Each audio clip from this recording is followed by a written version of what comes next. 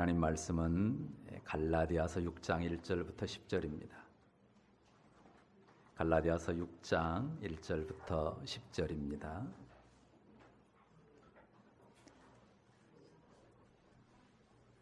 교독하도록 하겠습니다. 갈라디아서 6장 1절부터 10절입니다.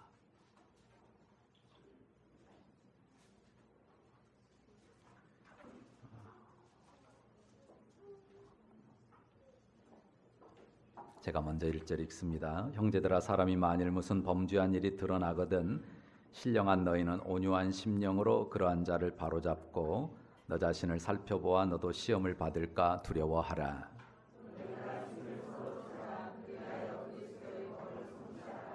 만일 누가 아무것도 되지 못하고 된 줄로 생각하면 스스로 속임이라.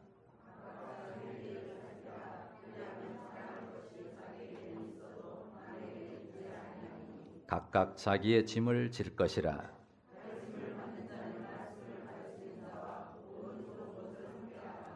스스로 속이지 말라. 하나님은 업신여김을 받지 아니하시나니 사람이 무엇으로 심든지 그대로 거두리라.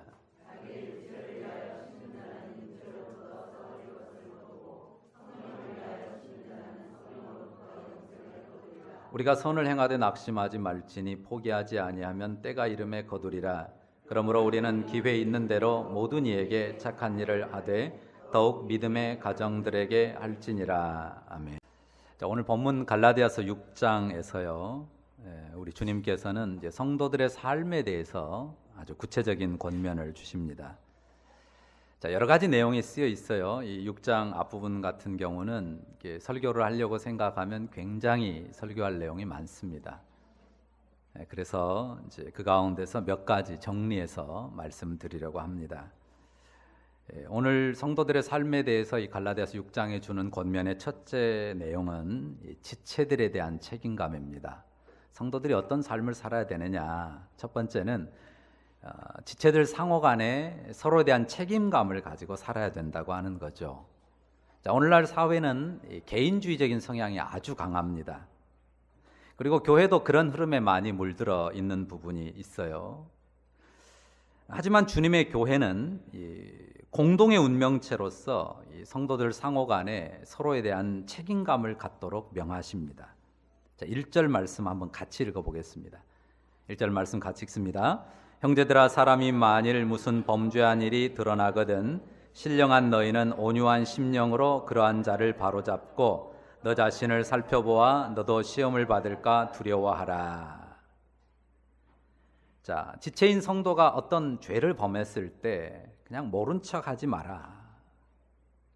그냥 간섭하지 않겠다라고 눈 감지 마라 하고 권하죠. 범죄한 일을 보면 어떻게 하라고 합니까? 바로 잡으라고 합니다. 그러니까 서로에 대해서 신앙적인, 영적인 책임감을 요청하는 것입니다. 영적인 면에 있어서 하나님 앞에 사는 삶에 있어서 서로에 대해서 관심을 가지고 책임감을 가지라는 거죠. 무슨 검찰 수사관처럼 형사들처럼 쫓아다니면서 죄를 찾아 고발하고 그러라는 말은 아닙니다. 2절에 보면요, 서로 짐을 지라고 하죠. 그리하여 그리스도의 법을 성취하라 말씀하십니다. 자, 여기에 말하는 서로 짐을 지라는 것에는 육적인 삶에 대한 것도 포함이 됩니다. 생활에 어려움이 있다면 서로 짐을 져주라는 것이죠. 육체의 삶의 부분에서도 성도가 서로 짐을 져줌으로써 그리스도의 법을 성취하는데 어떤 법을 성취하겠습니까? 그리스도의 사랑의 법을 성취하게 되겠죠. 그러나 더욱 요청하는 것은 뭡니까? 영적인 면에서 짐을 지는 것입니다. 어떤 짐을 지라는 거죠? 죄의 짐을 지라는 것입니다. 그러니까 무슨 죄를 범한 것을 보면 그것을 바로잡으라는 말은 서로의 죄에 대해서 짐을 지라고 하는 것입니다. 자, 성도는 어떤 사람들입니까? 주 예수님을 믿어서 죄의 저주로부터 그리고 사망의 저주로부터 속량을 받은 사람들입니다.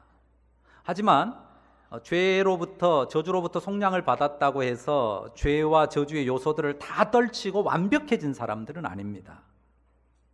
여전히 죄의 약함, 그리고 그 연약함을 가지고 살아가는 인생들이죠.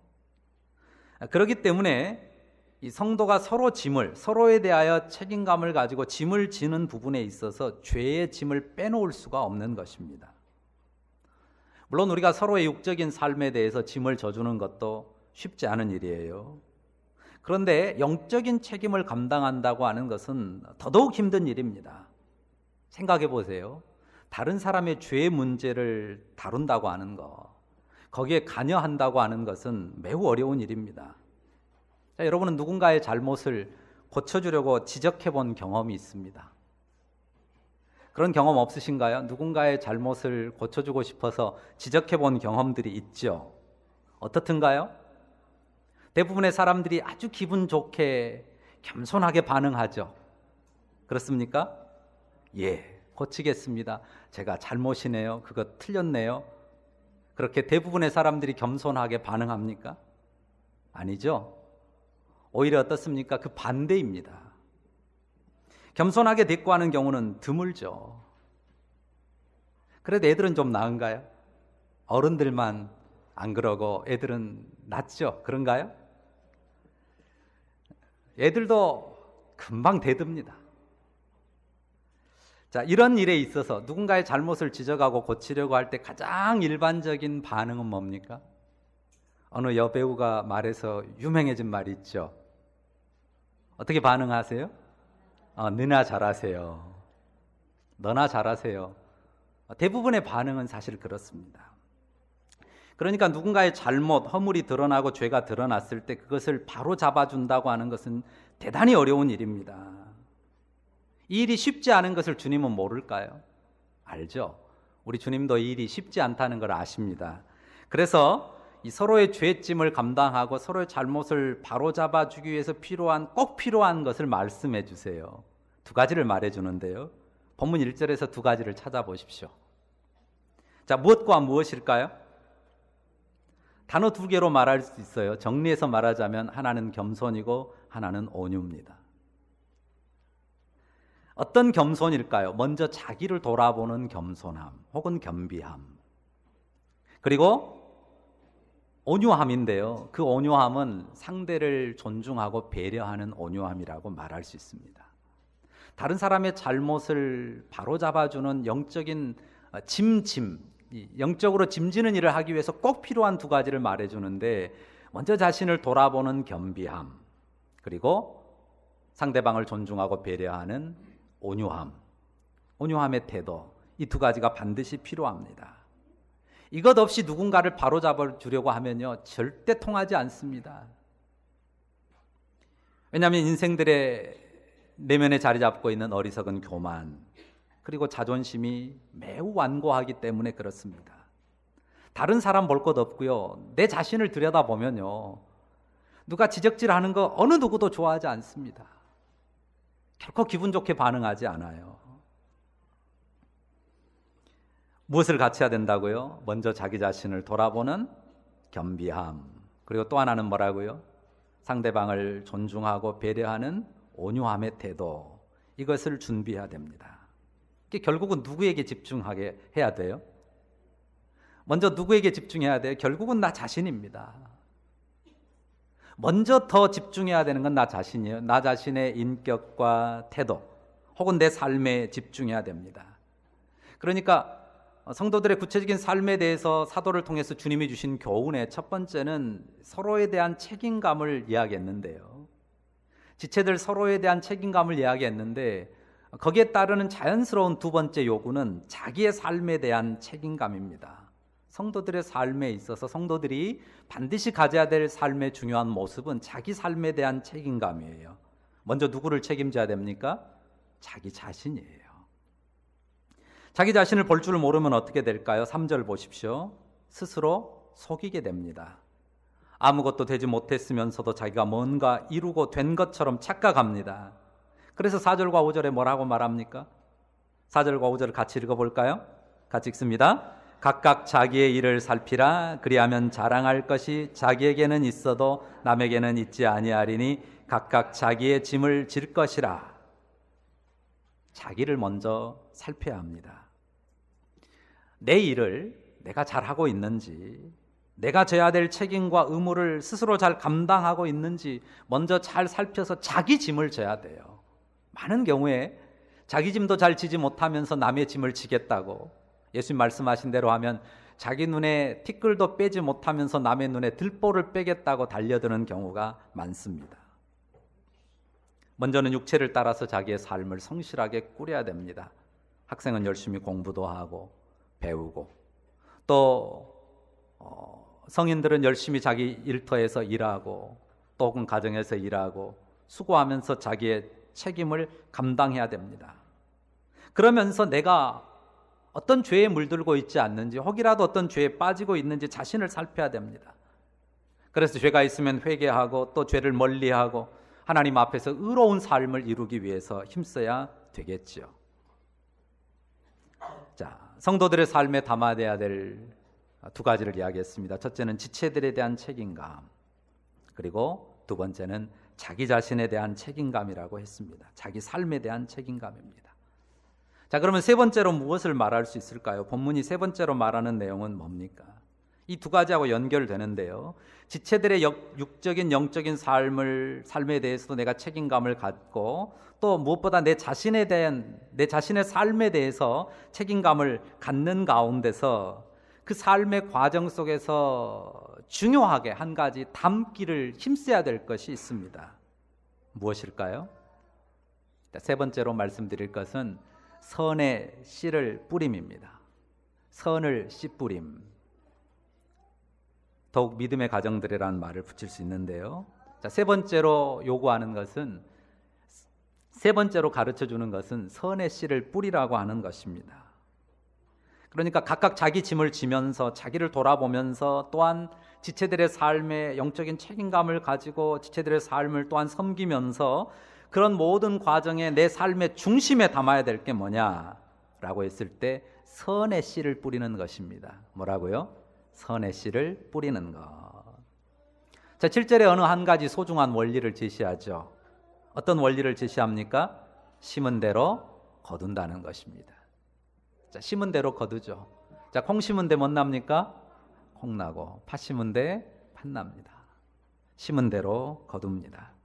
이 심고 거둠의 법칙이 하나님이 이 세상에 두신 매우 소중한 법칙입니다. 같이 한번 읽어볼까요? 7절 같이 읽습니다. 스스로 속이지 말라. 하나님은 업신여김을 받지 아니하시나니 사람이 무엇으로 심든지 그대로 거두리라. 사람이 무엇으로 심든지 그대로 거두리라. 이것이 우리 주님이 말씀하시는 심고 거둠의 법칙입니다. 그러니까 심지 않고 거두기를 바라는 심보를 갖는 것은 얄팍한 속임수로 하나님을 속이려는 것과 같다고 말씀하십니다.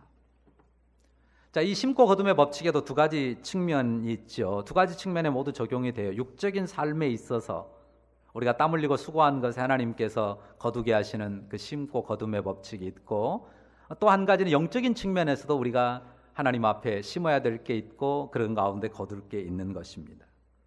육적인 면에서도 영적인 면에서도 심고 거둠의 법칙은 동일하게 적용됩니다. 그런데 8절 말씀을 잘 보시면 어떤 측면에 더 강조를 두는 것 같습니까? 여러분이 볼 때 심고 거둠의 법칙에 대해서 육적인 심고 거둠은 무의미하다, 소용없다는 건 아니에요. 그것도 중요한 하나님이 정한 법칙입니다. 그런데 육적인 것에 대한 심고 거둠과 영적인 것에 대한 심고 거둠에 있어서 어떤 부분에 더 강조를 두는 것 같아요? 영적인 부분에 더 강조를 두죠. 왜냐하면 육적인 것에 대해서는 심고 거두는 것이, 그 거둔 것이 결국 어떻게 된다고 말해요? 썩는다. 이 땅에서 우리가 열심히 살아서 육적으로 심고 거두는 것 중요한 하나님의 법칙입니다. 무시해서는 안 됩니다. 그러나 영원의 가치에서 볼 때 그거는 결국 썩음으로 끝나는 일이에요. 은퇴만 해도 끝납니다. 아무리 고위 공직에 있고 이 세상에 성공했다 해도요, 은퇴만 하면 끝나요. 그리고 치매 오기 시작하면 영 가는 것입니다. 아무것도 아닙니다. 이 세상에서 우리가 뭔가를 이뤘다고 하는 것 중요하거든요.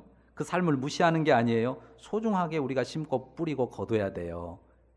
그렇지만 영혼의 관점에서 볼 때는 그것은 결국 끝나는 것이고 썩어지는 것이라는 말입니다.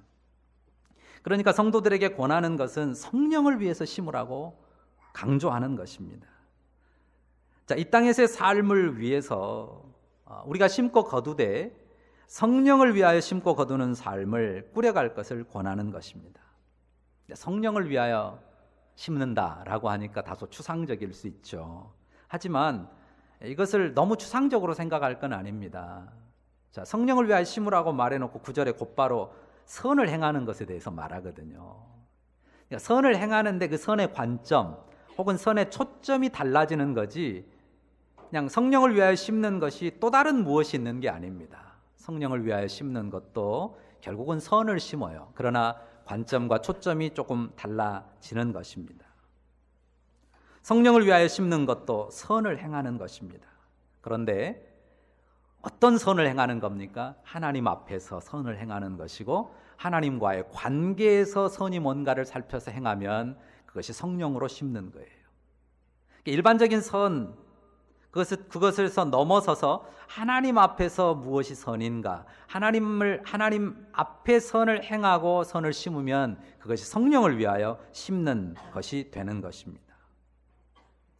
선을 위하여 심는다는 것 자체도 사실은 추상적이에요. 그러니까 이제 우리가 좀 조심할 게 있는데요. 이 사람들이 선을 행한다고 하는 것에 스스로 잘 속습니다. 어떻게 속을까요? 자, 대부분의 사람들이 다 자기 마음속에 선한 생각을 합니다. 선한 생각을 안 하는 사람은 아무도 없습니다. 퍼센트가 작을 뿐이에요. 그게 한 45% 되거나 혹은 30% 되거나 혹은 20% 되거나 어떤 사람은 그게 1%, 2%밖에 안 돼서 그렇지 선한 생각 자체를 안 하는 사람은 아무도 없어요. 다 착하게 살고 싶고 성실하게 살고 싶고 훌륭하게 살고 싶습니다. 그 마음이 있어요. 작더라도 있습니다. 그런데 실제 행하는 것은 그렇게 안 나타나거든요. 그게 삶으로, 태도로, 열매로 안 나타나요. 그래도 어떻게 평가합니까? 그래도 나도 착한 마음을 가졌는데, 나도 선한 마음 갖기는 했어. 나도 그렇게 나쁜 사람만은 아니야. 이렇게 생각하거든요. 자, 그러면서 속아요. 그래서 이제 자기가 선의 편에 있다고 나름대로 전수를 줘요. 그러니까 이 땅에 어떤 사람도요, 자기가 악하다고 생각하는 사람도요, 자기는 지옥 갈 정도로 악하다고는 생각 절대 안 해요. 왜냐하면 자기 마음에도 선한 마음은 조금이라도 있거든요. 자, 우리가 내 인격적인 말과 행동, 태도로 드러나지 않은 것, 잠깐 품은 선한 그 마음을 가지고 나는 선한 쪽에 있다라고 착각하지 않도록 조심해야 됩니다.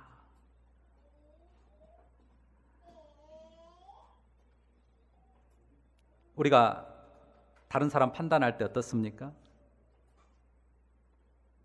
그 사람 마음 1%, 2% 뭐가 있었을까 다 살펴가지고 이 사람은 그래도 착한 사람이야 이렇게 판단해주고 인정해줍니까? 어때요? 다들 그러신가요? 안 그러거든요. 그 사람 속에 어떤 착한 마음이 조금 있었든 많이 있었든 그건 개의치 않아요. 뭐 가지고 판단해요? 그 사람이 어떤 얼굴 표정을 지었는가, 어떤 말을 했는가, 나한테 어떤 행동을 했는가, 그것으로 그 사람 판단하거든요. 그럼 뒤집으면 똑같단 말이에요. 자, 그러면 우리가 성도로서 성령을 위하여 심는 삶, 이 선의 씨앗을 뿌리는 삶의 구체적인 모습은 어떠해야 될까요?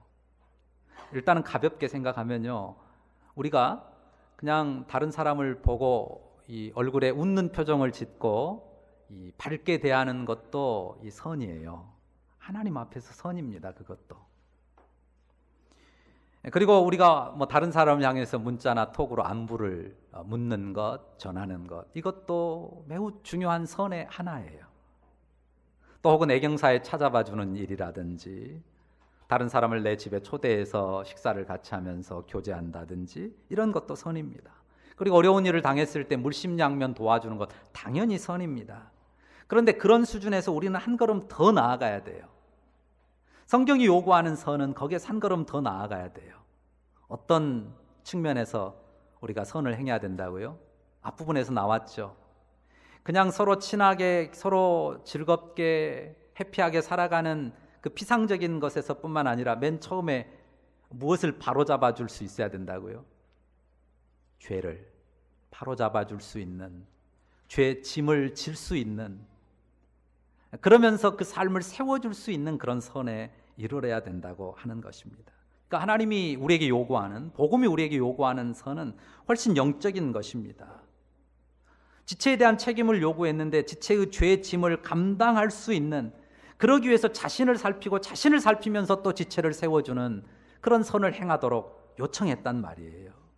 그러니까 지체를 놓고 고민하는데, 나를 놓고 고민하는데 빠지지 않는 고민이 뭐예요? 저 집에 뭐가 없을까? 뭘 빌려줄까? 혹은 도와줄까? 가져다 줄까? 이런 수준에서 멈추지 않고 저 집이 하나님 앞에 세워지기 위해서, 하나님 앞에 죄에서 떠난 바른 의의 삶으로 세워지기 위해서 필요한 게 뭘까?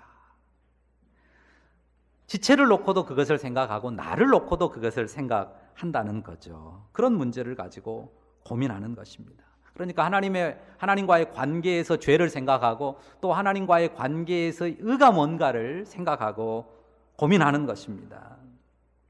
많은 경우에 우리가 지체들과 관계를 생각하면 그냥 단순히 즐겁고 좋은 관계, 서로 해피한 그런 관계 정도에서 생각하기 쉽거든요. 그러나 그런 친밀함을 위해서 성도들이 진정으로 서로를 위해 져야 될 짐은 현실적인 삶의 짐이기도 하지만 매우 영적인 짐, 서로의 죄 문제를 해결해 주기를 원하고 죄 짐을 지는 것입니다.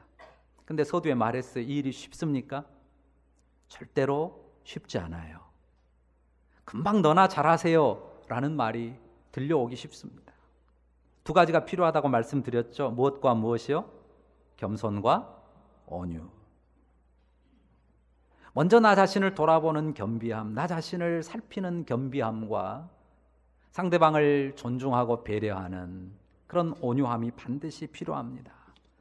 그것을 내 인격에 담아내지 못하고는 그 영적인 섬김의 일은 결코 시도할 수가 없습니다. 어려워요. 그래도 그 일을 포기하지 말고 나가라고 하는 것이 성경의 요구예요. 뒤에서 선을 행하되 낙심하지 말라고 그러잖아요.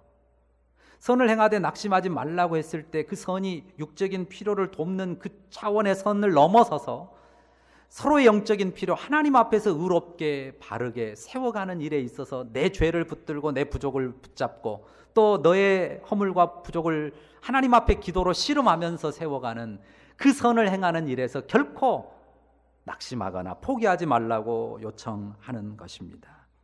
그 선을 행하기를, 우리가 힘겹더라도 그 선을 행하기를 포기해서는 안 됩니다. 그것이 하나님이 기뻐하는 선입니다. 그것이 성령을 위하여 심는 일입니다. 그리고 그것으로 말미암아 누리는 것은 영생의 열매입니다. 영생에 속한 보람과 기쁨, 행복을 누리게 만드는 것입니다. 10절에 말씀합니다. 성도는 모든 사람을 향해서 기회만 주어지면 모든 기회를 따라서 선을 베풀고 선을 행해야 된다고 말합니다. 그런데 10절 끝에 뭐라고 말합니까? 10절 끝에 뭐라고 하죠? 보세요. 자, 너희는 우리가 기회 있는 대로 모든 이에게 착한 일을 하되 뭐라고 했습니까? 더욱 믿음의 가정들에게 할지니라. 오늘 설교의 제목을 뭐라고 붙였나요? 믿음의 가정들에게 더욱 선을 행하십시오 그랬거든요. 자, 믿음의 가정들이, 이 말은 믿음의 가정들이 하나님 앞에 더 온전하게 서도록, 죄에서 멀어지고 하나님 나라의 의에 합당하게 믿음의 가정들이 세워지도록 그 가정들을 섬기는 선을 행하라고 하는 것이고요. 또한 한편 이 땅에서 그런 믿음의 가정들이 세워지도록 섬김의 수고를 요청하는 것입니다. 자, 우리 시대 어떻습니까? 가족이 해체되고 가정이 와해되는 시대 아닙니까? 가정들을 믿음으로 세우는 일이 하나님 앞에 매우 소중한 일입니다. 근데 이 일이 쉬워요? 이 일이 쉽지 않은 일입니다. 매우 어려운 일입니다. 왜 그럴까요? 가족이라고 하는, 가정이라고 하는 공동체를 생각을 해보세요. 세상에 가장 끈끈한 책임 관계가 가족이거든요. 그 가족을 제대로 세워준다고 하는 그 섬김이 쉬운 일이냔 말이에요. 그보다 더 끈끈하고 질긴 책임 관계는 세상에 없습니다. 어때요? 우리 최근에 아이를 낳은 가정의 엄마 아빠들 생각해 보세요. 우리 동민 목사님이 아주 그냥 고생이 많아요. 우리 현석 집사님도 고생이 많습니다. 아기 때문에 잠을 제대로 못 자요. 엄마는 말을도 할 것 없고 아빠들도 하루 종일 일하고 들어가서 또 함께 애들과 씨름하니까 피곤하기 그지없습니다. 그래도 부모가 그 아이를 내치지 않습니다. 무서운 책임감으로 아기를 돌보죠. 몇 년 동안이나 그런 책임을 감당합니까? 한 3년, 5년 하면 끝납니까? 어때요? 우리 예랑이, 예찬이 정도 되면 끝납니까? 우리 선우, 수인이 정도 되면 끝나나요? 아직 멀었습니다. 자, 우리 시대에 새로운 민족이 생겨났어요. 캥거루 족속이라고. 우리나라에 새로 생겨난 족속들이 있잖아요. 나이가 들어도 부모 품을 떠나지 못하고 부모에게 용돈 타고 생활비 타서 쓰는 그런 캥거루 족속들이 우리나라에 생겨났습니다. 이 부모와 자녀의 책임관계, 이 가족이라고 하는 책임관계가 언제까지 이어져요? 죽을 때까지 이어져요. 죽을 때까지 끝나지 않습니다. 가족은 그런 곳이에요. 가정은 그런 곳입니다. 숙제가 끝나지 않는 곳이에요. 정말 오랜 세월을 인내하면서 버텨내야 되는 관계가 가정입니다. 가족이에요. 그런 가정을 믿음의 가정으로 세워주기 위한 수고가, 그런 선행이 결코 쉽지 않을 수밖에 없지 않겠습니까? 지지해 주거든요. 애쓴다, 수고한다. 얼마나 그런 참 힘든 자식 데리고 키워가느라 애쓰냐. 들어주면서 지지해주고 격려해줍니다. 그리고 기도해주고 또 세워줍니다. 그런데 그 과정이 쉽지 않아요. 무엇부터 어렵냐면요, 일단 지켜보는 것부터 어려워요. 좀 지켜봐주면 금방 그 집이 좋아집니까? 부부싸움 한 거 몇 번 들어주고 나니까 그 다음부터는 부부싸움 안 하고 완전히 좋아집니까? 안 그러거든요. 자녀들 문제 어떻습니까? 시댁 문제, 친정 문제, 또 뭐 경제적인 문제, 그런 문제들 한두 번 들어주면 금방 그 다음부터는 이렇게 변하고 저렇게 변하고 이렇게 멋진 가정으로 그렇게 세워집니까? 안 그러거든요.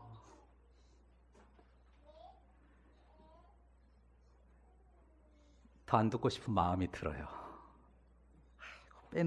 항상 들었는데 또 똑같은 이야기, 또 똑같은 이야기, 해결도 없는 똑같은 이야기 언제까지 반복할 건지요? 답답한 마음이 들어요. 더 이상 듣고 싶지 않은 마음도 생기거든요. 그래서 몰입하기가 힘듭니다. 해결도 변화도 없는 것 같은데 계속 듣고 또 듣기를 언제까지 해야 될 것인가, 이런 생각 드는 것입니다. 질문에는 답이 있거든요. 그런데 왜 똑같은 말을 계속 할까요? 해결이 안 되니까, 답을 못 얻으니까 계속해서 그 무거운 마음을 토해내는 것 아닙니까? 가정을 섬긴다는 더욱 믿음의 가정들에게 할지니라 했을 때요, 연약한 가정, 죄에 물들어 있고 죄의 저주로 고통받는 그 가정을 제대로 믿음의 가정으로 세워주고 믿음의 가정으로 서기까지 더욱 믿음의 가정에게 선을 행한다고 하는 것은 보통 힘든 과정이 아닙니다. 그냥 어쩌다 한번 만나 밥 먹고 어쩌다 기분 좋을 때 같이 놀러 가고 하는 정도로의 교제는 쉽죠. 그렇지만 하나님 앞에 정말 바른 믿음의 가정으로 하나님을 바르게 의롭게 섬기면서 그 가정이 온전히 세워지는 그런 가정으로 세워가는 데는요, 엄청난 인내와 참음이 필요합니다. 그래서 오늘 우리가 더욱 믿음의 가정들에게 할지니라 하는 이 요구를 매우 중요하게 우리 가슴에 새겨야 됩니다. 사실 우리 목장들에서 하는 수고가 그런 수고거든요. 그러니까 목장을 3년, 5년 했어도요, 늘 똑같은 소리 언제까지 더 들어야 되나 이런 생각 들 때가 있어요. 앞으로 5년, 10년 더 들으십시오. 그 쉽게 해결되지 않는 각 가정의 문제를 우리가 품고 가는 거예요. 그리고 서로 버티면서 가는 것입니다. 그게 가족 아닙니까? 어떻습니까? 진짜 내 자식이면, 진짜 내 형제의 일이면 아무리 마음에 안 들고 더 이상 들어주기 힘든 일이어도 버티고 끝까지 가는 거 아닙니까? 우리가 그런 공동체로 하나님 앞에 서기를 원하고 그런 섬김으로 믿음의 가정들을 세워주는 것입니다. 그 섬김이 없이는 이 땅에 변화는 없습니다. 한 가정, 그 엉클어지고 문제 있고 심각한 상태의 가정, 그 가정의 그 적나라한 문제를 맞부딪혀서 해결해 가지 못하면서 이 땅에 무슨 정의와 평화의 세상을 과연 어디에서 이룰 수 있겠습니까? 아무리 이 세상이 좋아져도 자기 가정 안에서 부부와 자식 간의 관계 문제가 해결되지 않으면 그 사람은 결코 평화를 누리지 못합니다. 그러니 더욱 믿음의 가정들에게 해야 됩니다. 그냥 믿는 사람들에게 조금 더 주고 좀 더 친하게 지내라는 그 미상으로 정말 부둥키 않고 함께 씨름하며 버티면서 끝까지 가는 그런 믿음의 씨름들을 감당하는 가운데 예수님께서 놀랍게 행하시는 아름다운 열매들, 영생의 열매들을 보고 경험하는 그런 우리 공동체가 되어야 됩니다. 오늘 우리가 귀한 말씀 들었습니다. 성도들이 어떻게 살아야 됩니까? 서로에 대한 책임감을 가지고 짐을 지면서 살아야 돼요. 그러나 무엇보다 먼저 자기 짐을 지면서 자기 스스로에 대한 책임감으로 자기 삶을 일궈야 됩니다. 겸손해야 됩니다. 온유해야 됩니다. 그리고 그 모든 과정 속에 정말 하나님이 기뻐하시는 선을 심기 위해서 수고해야 되는데, 선의 씨를 뿌려야 되는데, 인내하면서 더더욱 뿌려야 될 우리의 선은 믿음의 가정들을 세우는 일입니다. 가정들이 믿음으로 세워지고 또 아직 믿음에 들지 않은 가정들이 주님을 섬기는 믿음의 가정으로 온전케 되도록 우리가 아름다운 선의 씨앗을 뿌려가는, 그런 섬김의 씨를 뿌려가고 그 열매를 거두는 우리 애랑 공동체가 될 수 있기를 간절히 바라고요. 그런 은혜가 우리 가운데 풍성하기를 주의 이름으로 축원합니다. 기도하겠습니다. 오늘 주신 말씀 생각하면서 기도하겠습니다. 지체들에 대한 나의 책임감 혹은 나 스스로에 대한 나의 책임감은 어떠한지, 내가 정말 믿음의 가정들을 세우기 위해서, 믿음의 가정들을 온전케 하기 위해서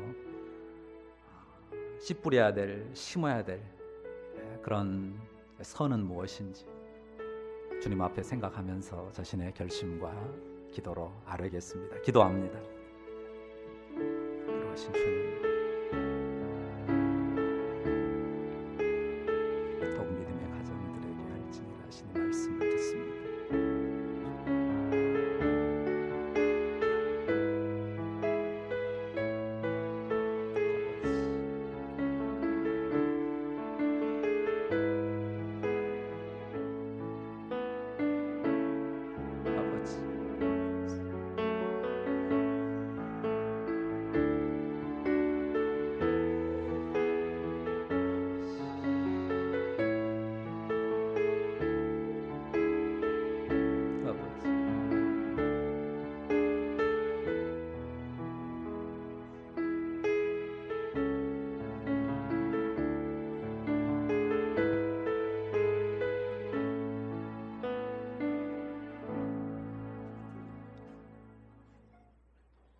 사랑의 주님, 믿음의 가정들에 더욱 선을 행하는